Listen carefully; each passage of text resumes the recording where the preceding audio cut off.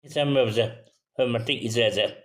Videonu bəyənin və kanala abunə olun, daha çox şəxs bilsin. Bəyənin keçdi mövzu.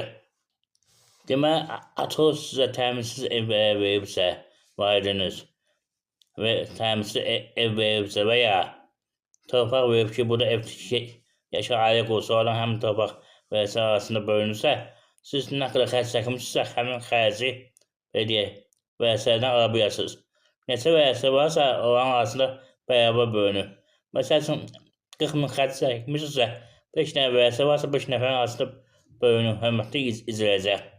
Nəzərəm, eyni zamanda xanımlar bəyə əl-arabad aylıq olduğu zaman sonradan ev təmin ediblərsə və yaxud ev tikiblərsə, onların arasında həmin xərc bölünür.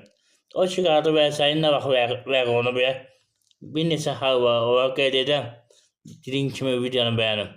Birinci hal ondan ibarətdir ki, yəni həmin şəxsin, mülkiyyət sahibinin banka borcu ola bilər və yaxud digər şəxslərə.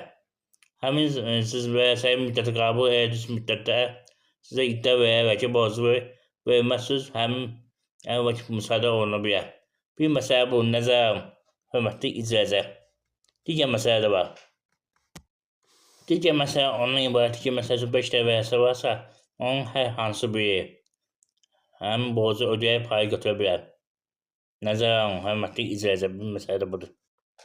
Vəsaitin nəzərinə bir məsələni çatdırın, bilirsiniz.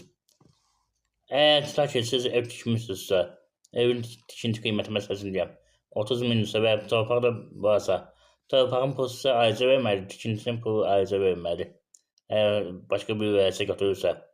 Yox, götürmürsə, bərabər şəkildə mülkiyyət bölünəcək, yenə belə deyək də, o halda da sizə belə deyək, evin tikintinin təmin pulu verməlidir. Bu, həmin vəsə aiddir, həm də əllə arvad arasında olan məsələyə aiddir. Bəs sıra verərlər ki, əllə arvadın nə qədər pay düşür, onu qeyd edim vəsə kimi. Birgə nikah dövründə alınıbsa mülkiyyət, həmin mülkiyyətdən 50%. Yox, əgər birgə nikah dövründə alınmışsa, nikahdan əvvəl alınıbsa, o halda neçə vəsə varsa, onların arasında bölünür. Tutaq ki, bu işdə uşaq ola bilər, bir də həyat yoldaşı ola bilər. Həmin mülkiyyət, belə deyək də, 6 yerə bölünəcək. Nəzərəm, hörmətli izləyicilər.